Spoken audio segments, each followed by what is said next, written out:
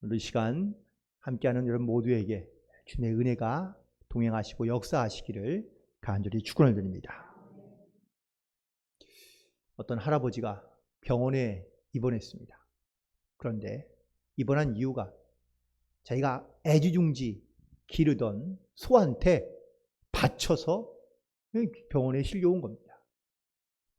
얼마나 배신감이 들고 그리고 이 어르신이 할아버지가 화가 났는지 그 병원에 들어가면서 할아버지가 이렇게 소리 지릅니다. 이놈의 소, 내가 이 병원에 나가기만 해봐라. 당장 잡아버린다고 이렇게 화를 내면서 들어갔습니다. 아무튼 병원에 들어가서 그래서 여러 가지 많은 검사를 받는데요. 뼈가 부러졌는지 또 뼈가 부러진 것을 대해서 검사를 그러다 보니 뼈가 부러진 것 말고도 한 가지가 더 발견되었는데 그것은 바로 위암 초기 1단계였습니다. 만약에 이 할아버지가 소에 바치지 않았더라면 전혀 알지 못했을 그러한 초기 1단계의 암을 발견할 수 있게 된 거고 아주 쉽게 치료할 수 있게 된 것이죠. 치료가 끝나고 나서 의사가 할아버지에게 물었습니다. 할아버지, 그 소에 바친 것 때문에 이렇게 초기 단계의 암을 알게 돼서 치료받았는데 어떻게 이제 돌아가시면 그 소를 어떻게 파실 것이 아니면 잡아먹을 것이에요? 라고 이렇게 묻자 그 할아버지가 하는 이야기가 아이 무슨 소리, 나를 살렸는데 내 자식 삼아야지 라고 이렇게 얘기했다는 겁니다.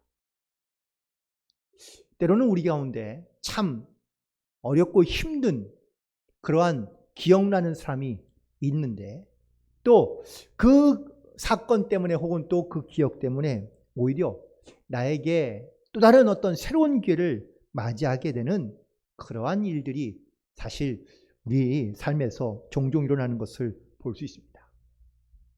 어떠한 기대, 어떠한 소망, 그리고 어떠한 바람들을 가지고 살고 계십니까?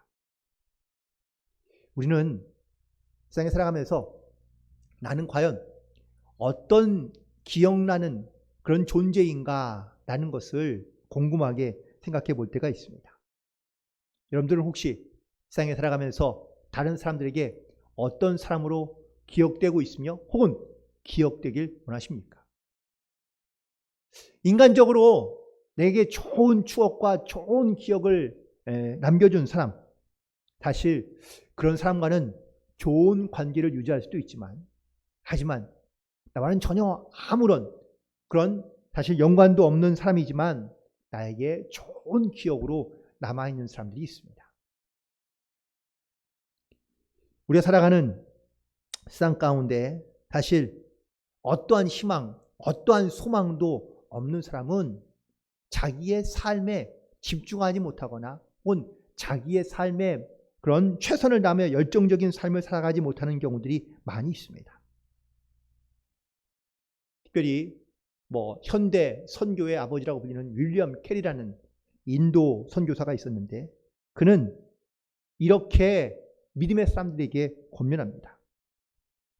하나님께로부터 큰 것을 기대하라. 그리고 바로 하나님을 위하여 그 큰 기대를 시도해라 라고 말입니다.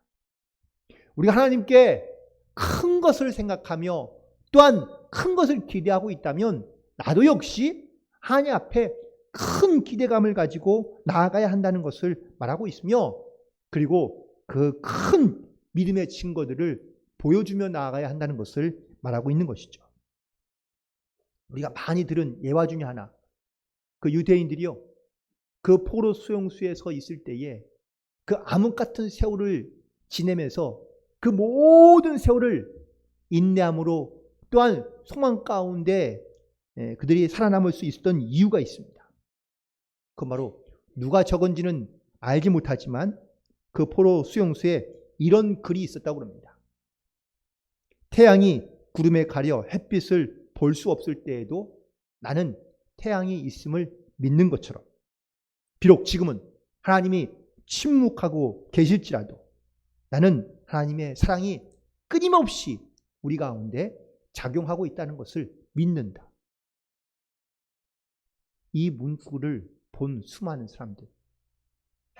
비록 물론 전쟁에서 600만이나 되는 엄청난 사람의 수가 사실 죽었지만 끝까지 살아남은 사람들이 지금의 이스라엘 나라를 만들었다고 해도 과언이 아니겠죠. 그들이 기억하고 있는 하나님은 과연 어떤 하나님일까? 또 더 중요한 것은 바로 하나님은 우리를 과연 어떻게 기억하고 계실까라는 것에 대한 영적인 도전입니다. 오늘 본문에 있는 말씀은 이스라엘 백성들이 바로 나라를 잃어버리고 바벨론의 포로로 붙잡혀 있던 시기입니다. 이 시기에 과연 이스라엘 백성들은 어떠한 소망, 어떠한 기대를 가지고 하나님 앞에 살아가고 있었을까요? 잘 모르긴 하지만 성경을 통해서 우리가 알 수 있는 사실은 그들은 하나님에 대한 기대가 전혀 거의 없이 살고 있었다라는 겁니다. 왜냐하면 모든 소망이 다 송두리째 바로 뽑혀 있기 때문인 것이죠. 자포자기의 모습 또한 그런 습관 혹은 그런 신앙을 가지고 이스라엘 백성들은 살아가고 있었습니다. 해가 바뀌지만 그들에게 해가 바뀌는 것이 의미가 없습니다. 왜? 달라질 것이 없으니까요. 그들은 과거에 하나님께서 자기들을 택하여 주셔서 자기들이 바로 그 선택받은 민족으로 이 땅 가운데 위대하고 그리고 아름답게 쓰여질 것을 기대하고 있었습니다. 그런데 하나님의 택하심은 고사하고 지금은 탄식과 그리고 고통의 연속으로 살아가고 있습니다. 과연 이 시기에 그들이 기억하고 있는 하나님은 과연 어떤 하나님이었을까? 하나님은 아무런 역사도 나타나지 않으며 또한 하나님은 자기들을 버리셨다는 이런 실망감 그리고 절망감 가운데 그들은 빠져 있었습니다. 그리고 하나님을 저버린 이스라엘 백성들은 하나님에게 전혀 기억조차 되지 않는, 그래서 하나님과의 관계가 더 이상 의미가 없는 그런 상태라고 그들은 생각하고 있었던 것이죠. 이런 이스라엘 백성들에게 하나님께서 이사야 선지자를 통하여 끊임없이 말씀하고 있는 부분은 내가 너를 지명하여 그리고 택하여 불렀다고 말씀하시고 그리고 내가 너를 기억하고 있다고 말씀하신다는 사실입니다. 그래서 오늘 본문에 있는 말씀에도 내가 너를 기억하고 있으며 그리고 심지어 26절에는 너는 나에게 기억이 나게 하라고 말씀하고 있습니다. 하나님께 기억나게 하는 사람, 그런 사람은 과연 어떤 사람일까? 좋은 기억, 아름다운 기억이 나게 해야 되겠죠. 좋지 않은 기억, 나쁜 기억을 떠올린다면 그 사람은 별로 생각하고 싶은 사람이 아닐 겁니다. 법정에 가보면 검사는요, 그 사람의 죄가 무엇인지를 낱낱하게 아주 자세하게 말하고 있습니다. 하지만 그 죄를 열심히 나열하는 이유는 과연 뭘까요? 이 사람이 어떤 형벌을 받아야 되는지를 분명하게 알게 하기 위해서 그 모든 죄를 낱낱으로 고백하는 겁니다.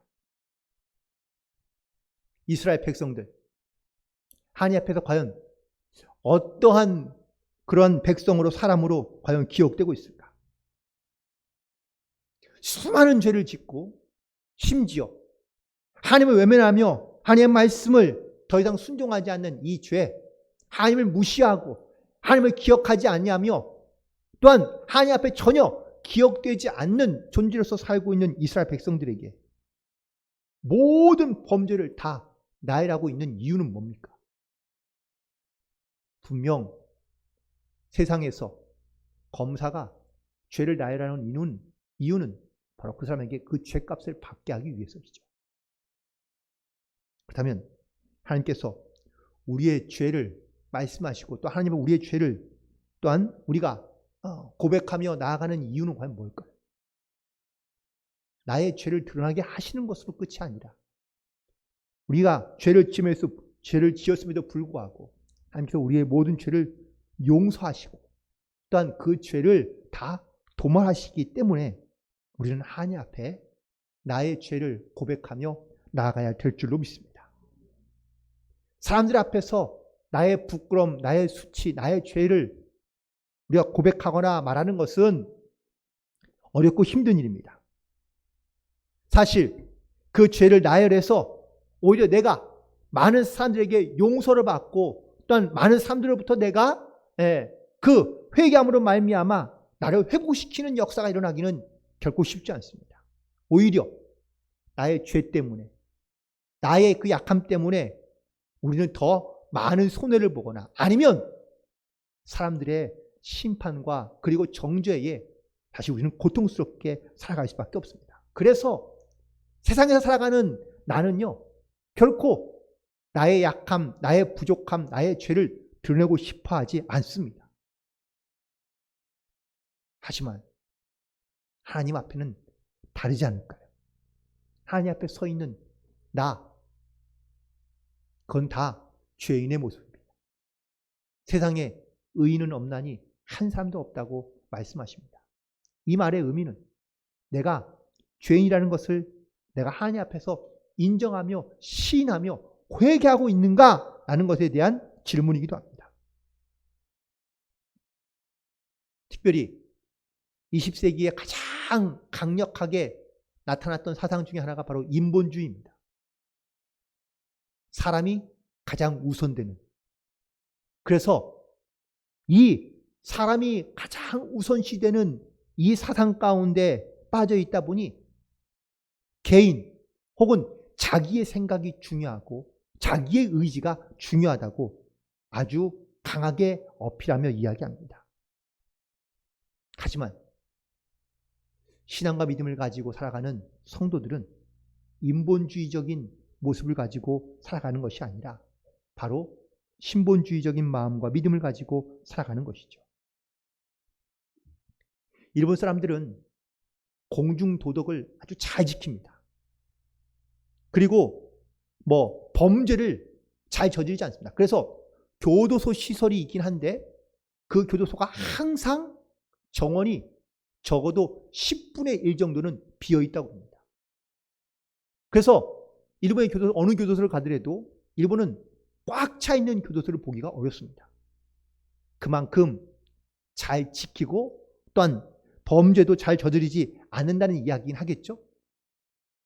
그런데 이렇게 선진적인 어떤 이런 의식과 혹은 또 공중도덕을 잘 지키며 범죄 의식이 매우 강하긴 한데 그런데 놀랍게도 일본에서는요 범죄자들을 취급할 때에 아주 무섭게 그리고 단호하게 그들을 대한다고 합니다. 반대로 한국 보세요. 한국은 범죄가 넘칩니다. 교도소에 자리가 없다고 합니다. 대기 타야 돼요. 교도소 들어가는 것도. 그런데 놀랍게도 한국은요. 범죄자를 대하는 자세나 아니면 범죄자에게 아주 좀 좋은 표현이지 않을 수 있지만 조금 쉽게 대하고 아니면 조금은 편하게 대하거나 아니면 또 쉽게 용서해주는 그러한 어떤 범죄에 대한 혹은 또 범죄자에 대한 이런 풍습과 문화를 가지고 있다고 합니다. 그래서 우리는 특별 감면 이런 거 많지 않습니까? 명절 때만 되면 아니면 특별한 어떤 공휴일이 되면 특별 사면에서 이렇게 용서해주고 풀어주는 사람이 많습니다. 물론 둘 중에 어느 게 더 좋냐라는 것을 말하려고 하는 것이 아닙니다. 그런데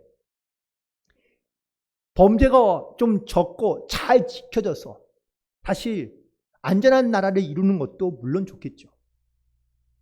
그런데 사람에 대한 그런 어떤 이런 용서하는 마음이 혹은 또 그 죄를 용서해주는 그런 따뜻한 마음이 없는 것보다 저는 있는 것이 더 낫지 않을까?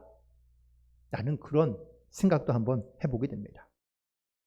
로마서 5장 20절에서 사도 바울은 이렇게 얘기합니다. 죄가 많은 곳에 하나님의 은혜가 넘쳐난다 라는 말입니다. 죄. 우리가 다시 이 땅 가운데 많은 죄를 짓고 있지만 또 죄를 지으며 살아가지만 이 죄에 대한 하나님의 은혜, 용서가 만약에 우리 가운데 있지 않는다면 과연 우리가 이 땅에서 이 하나님의 은혜를 누리며 살아갈 수 있잖아요. 살아가는 것이 과연 가능할까? 라는 그런 생각을 해봅니다. 많은 사람들이 사람들 앞에서 좋은 사람으로 기억되기를 원할 겁니다. 그리고 또한 많은 사람들 앞에 인정받고 칭찬받고 존경받는 것을 분명 좋아할 겁니다. 그래서 세상 가운데 내가 어떻게 기억되면 좋을지, 내가 어떤 사람으로 기억돼야 하면 좋을 것인지를 항상 생각하며 기억하며 살아갑니다. 그런데 우리의 관심 혹은 또 우리의 신앙과 믿음이 과연 우리도 여기까지만 머물러 있는 것은 아닌지, 이스라엘 백성들이 하나님에게 기억되게 되는 사람으로 살아가는 것보다 그냥 사람들끼리 우리끼리 좋은 기억을 가지고 살아가는 그러한 영적인 습관을 잃어버린 채 살아가다 보니 심지어 죄를 지어도 스스로 자기들끼리 덮어주고 혹은 또 그것을 감춰줍니다. 죄가 드러나지 않는 것이 과연 은혜인가? 죄를 덮는 것이 은혜인가? 그러진 않겠죠. 죄는 드러나야 하지만 그 죄를 가지고 그 사람을 심판하며 물론 죄값을 받게 해야 되지만 죄에 대한 용서를 우리가 반드시 해야만 그것이 바로 진정한 은혜의 모습이 아닌가. 하나님의 가장 탁월한 능력이 과연 뭘까? 하나님께서는 사랑이시라고 요한 1서에서 말씀해 주고 있는데 그 사랑의 가장 중요한 베이스는 바로 용서입니다. 우리는 다른 사람이 나에게 잘못한 것에 대하여 혹은 또 나에게 악한 일을 한 것에 대하여 우리는 용서한다고 말합니다. 그런데 정말 용서가 되나요? 마음 가운데 늘 담아두고 있습니다. 용서가 되지 않는 거예요. 그 사람을 사랑한다고 말합니다. 그런데 사랑하는 것이 아닙니다. 사랑하는 척 할 뿐입니다. 나에게 준 상처와 고통이 용서가 되지 않기 때문입니다. 하지만 하나님은 완전히 온전히 용서하시는 하나님이신 줄로 믿습니다. 만약에 하나님이 우리의 죄를 용서하지 않으신다면 과연 우리는 어떻게 될까? 나의 모든 죄를 다 하나하나 다 아시고 또한 기억하시며 또한 그 죄값을 우리 가운데 치르게 하신다면 과연 우리는 하나님의 용서의 은혜를 우리가 과연 받으며 살아갈 수 있을까? 혹시 여러분들은 좋은 기억력을 갖고 계십니까? 얼마나 좋은 기억력을 갖고 계시나요? 제가 제 부족함을 얘기하면서 저는 좀 잃어버리는 은사를 갖고 있다고 말씀을 드린 적이 있는데 저는 잘 잊어버립니다. 잊으려고 일부러 노력하는 게 아닌데 그런데 잘 잊어버립니다. 저는 이걸 그래서 은사 혹은 은혜라고 표현합니다. 잊어버릴 건 빨리 잊어버리는. 그래서 쓸데없는 것을 기억하지 않고 오히려 좋은 것을 기억하는데 힘쓰며 노력하려고 합니다. 어떤 제 주변에 있는 선배 목사님이 계신데 이분의 고민은 자기의 얼굴입니다. 왜냐고 그러는데 딱 봐도 그분은 인상이 더럽습니다. 심지어 얼굴에 이렇게 칼자국도 이렇게 얼굴에 있어서 아주 무섭습니다. 제가 그분이랑 어릴 때 학생 때 이렇게 어디를 조금 이렇게 군부대 가까운 데 쪽을 이렇게 차를 타고 지나갔는데 제 기억나는 거는 검문소에서 한 번도 그냥 지나간 적이 없습니다. 검문소마다 경찰이 혹은 또 군인이 반드시 차를 세웁니다. 그리고 신분증을 요구합니다. 어디 가냐고 꼭 묻습니다. 그래서 그 목사님은 내 목회에 잘 안 되는 이유 중 하나는 바로 내 이 얼굴 때문이다라고 이렇게 말하는 분이 있는데 자기의 얼굴 혹은 자기의 모습이 바로 자기의 삶과 직결되어 있다고 이야기합니다.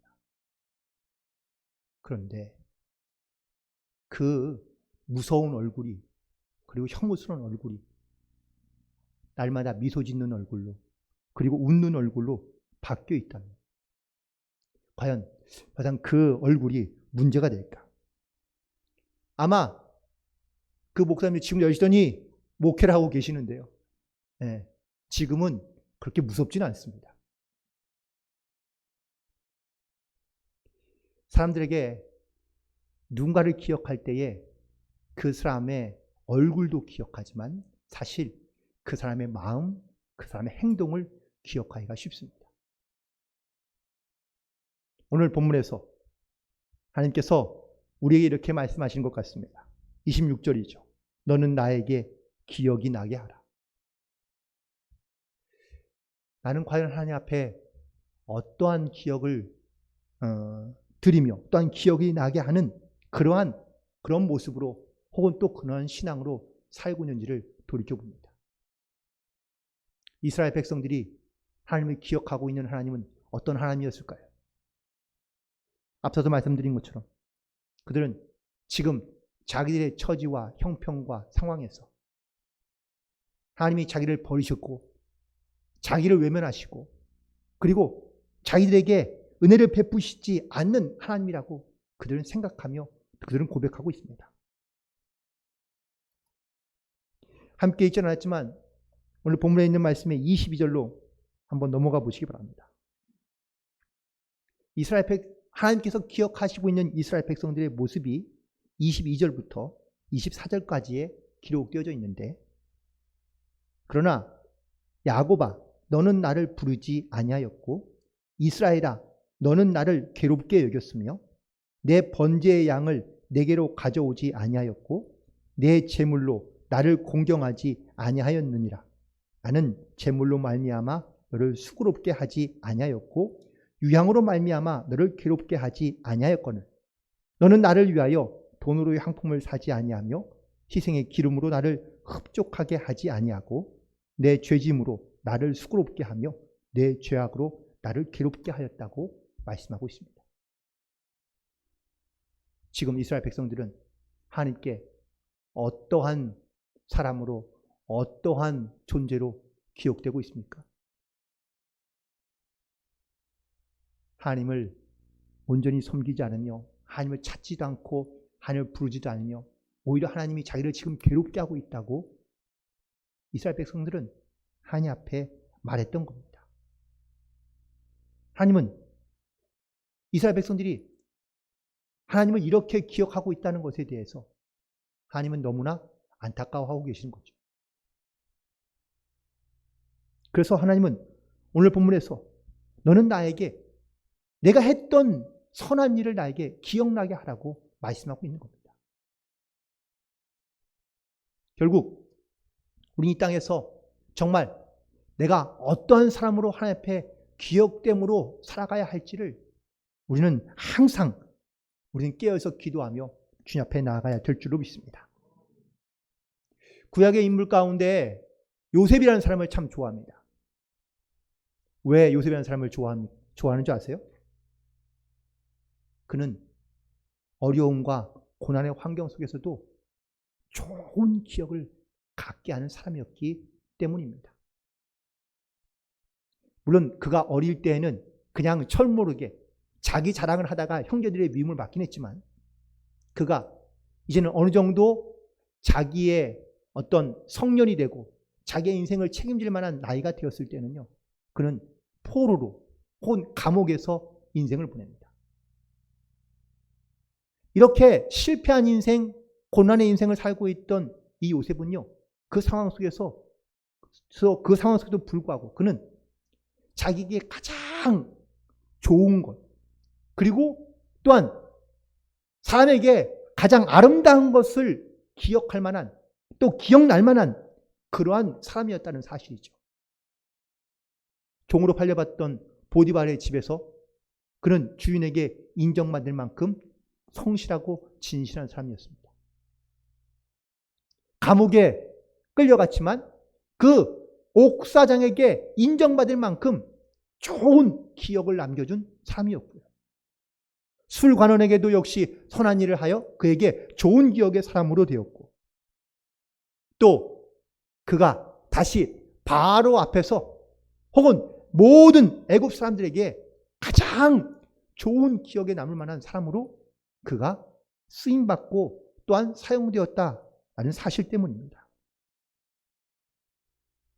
어떤 인간적인 능력과 아니면 자기의 실력을 나타내고자 했던 것이 아니라 사람에게든 하나님에게든 가장 진실하며 정직한 사람으로 기억되고 신실한 사람으로 기억되었기 때문에 이 요셉이 귀하고 아름답게 쓰임받은 줄로 믿습니다. 진실함과 성실함, 물론 사람이 조금만 노력하면 될 수 있을지 모릅니다. 하지만 이 요셉에게 가장 중요한 것은 사람을 두려워하는 것이 아니라 하나님을 두려워하는 마음을 가지고 살았기 때문에 그가 많은 사람들에게 특별히 하나님께 기억된 사람으로 그가 쓰임받게 된 줄로 믿습니다. 고린도전서 2장 16절에 너희가 그리스도의 마음을 가지라고 말하고 있습니다. 또한 빌립보서 2장에서도 우리가 다 그리스도의 마음을 가지라고 우리에게 말씀하고 있는데, 이 그리스도의 마음은 과연 어떤 마음입니까? 물론 겸손한 마음, 섬기는 마음, 모든 것이 있겠지만 하나님께 어떠한 마음으로 기억되는 사람이 될지를 우리 가운데 도전시키며 말씀하고 있는 것입니다. 그리고 오늘 본문에 있는 말씀 속에 우리가 변론하자고 이야기합니다. 26절이죠. 우리가 함께 변론하자. 변론이 뭡니까? 대화를 나누는 건가요? 아닙니다. 그것은 깊은 관계를 요구하고 있는 겁니다. 허물 없이, 그리고 자기의 속마음을 쉽게, 그리고 긴밀하게, 친밀하게 나눌 수 있는 그런 대화의 상대가 바로 친구이며 또한 동시에 그게 가장 좋은 조력자이기 때문인 것이죠. 하나님 앞에 우리가 무언가를 내어놓을 할 때에 나에게 필요한 것만, 내가 원하는 것만 하나님 앞에 내어놓는 것이, 이것이 기도가 아니고 변론이 아니고 내 삶에 있는 모든 것, 나의 부끄러운 죄까지도 하나님 앞에 부끄럼 없이 내어놓을 수 있는 이런 영적인 관계가 바로 기도의 관계이고, 그리고 또한 친밀한 관계라고 말할 수 있습니다. 결국 하나님 앞에 내가 어떻게 기억되어야 되는지, 나의 깊은 나의 죄까지도 하나님 앞에 고백하며 내어놓을 수 있는 이 영적인 관계가 되어야 우리가 하나님과의 바른 관계, 혹은 하나님 앞에 온전하게 기억되는 그러한 성도로서 우리가 살아갈 수 있지 않을까요? 기도할 때 그냥 지금에 있는 나의 원하고 필요한 것만 우리가 함께 하려는 것이 아니라 정말 내 마음 깊은 곳에 내가 사람에게는 말하지 못했던, 할 수 없었던 나의 부족하며 나의 모든 죄를 우리가 하나님 앞에 내어놓을 수 있을 때, 그때에 우리가 하나님 앞에 기억되는 사람으로 나아갈 수 있는 줄로 믿습니다. 우리가 이렇게 하나님 앞에 모든 것을 내어놓을 수 있는 이유는 바로 하나님께서는 우리의 모든 것을 아시고 또 우리의 모든 죄를 용서하시는 하나님이시기 때문인 줄로 믿습니다. 그리고 정말 이 말씀에 의지하여 말씀을 또한 붙들고 이 말씀을 통하여 내 삶의 길과 방향과 목적과 이유를 깨닫고 그 말씀 속에 순종하는 사람으로 살아갈 수 있게 되기를 간절히 소망합니다. 이처럼 하나님께 기억나는 삶이 된다는 것은 좀 구체적인 삶의 증거들을 가지고 바로 간증거리를 가지고 살아가는 사람이라고 말할 수 있습니다.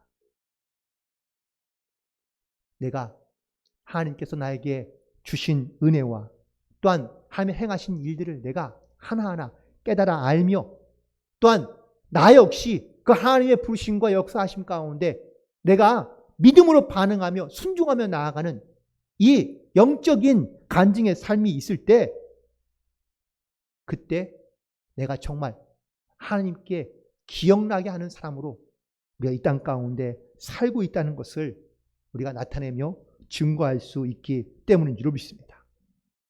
그리고 마지막으로 하나님께 기억나게 하는 사람은 바로 자기의 영광, 자기의 어떤 이름과 능력을 나타내기 위함이 아니라 하나님의 영광을 위하여 살아가는 사람이 바로 하나님께 영원히 기억되는 사람으로 하나님께 나아가게 될 줄로 믿습니다.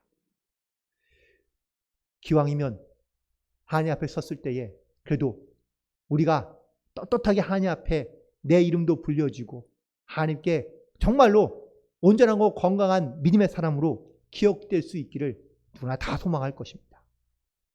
바라고 원하기는 여러분 모두가 다 주님 앞에 여러분의 이름이, 여러분의 삶이, 여러분의 모습이, 신앙이 기억될 만한 사람으로 세워지게 되기를 간절히 소망하며 나도 역시 이 땅에서 하나님의 이름을 반드시 기억하고 그리고 그 하나님의 명령과 말씀을 따라 순종함으로 나아갈 수 있는 그러한 모든 믿음의 승리자가 되기를 주님의 이름으로 간절히 축원을 드립니다. 기도하시겠습니다.